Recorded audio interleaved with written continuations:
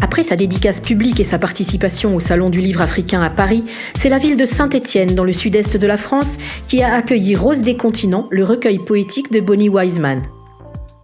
Composé de 52 pièces en rime et en vers libre, l'ouvrage a proposé au public stéphanois une immersion poétique célébrant la femme, la vie et plus largement l'humanité. Cette séance de dédicace a offert un cadre propice à la lecture et aux échanges autour du partage des émotions suscitées par la poésie de l'auteur. À travers vos mots, on voyage. Il y a du vocabulaire, il y a de la géographie, et le plus fort, il y a de l'émotion. C'est de très beaux textes, de très beaux textes qui sont simples à comprendre, simples à lire.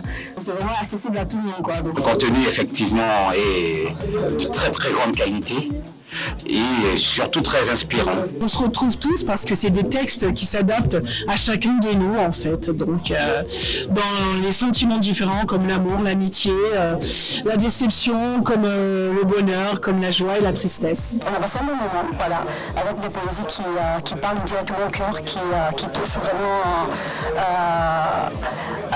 tous les aspects de nos vies, justement, en mettant en avant l'amour. Hommage à la femme, hommage à la mère, à la sensibilité, à la subtilité de cet amour. Une œuvre de belle facture, une œuvre qui met en évidence, bien entendu, les réalités vitales, ce que les uns les autres rencontrent parfois.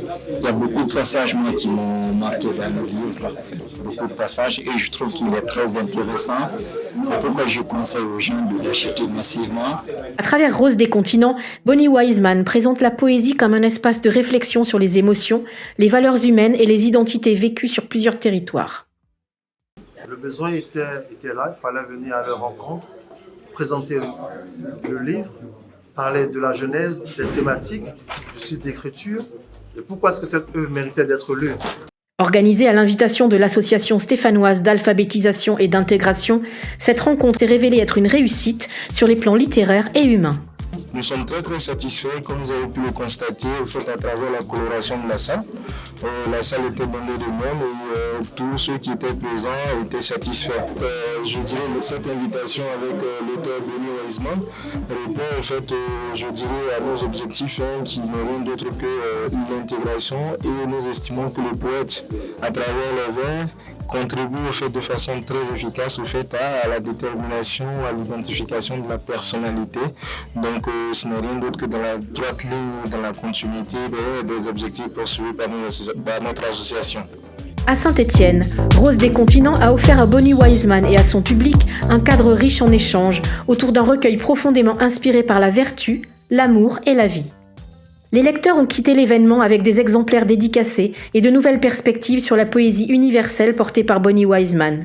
L'auteur ivoirien prépare d'autres dédicaces dans l'Hexagone avant son arrivée en Côte d'Ivoire pour présenter Rose des continents et ses nouveaux ouvrages annoncés pour cette année 2026.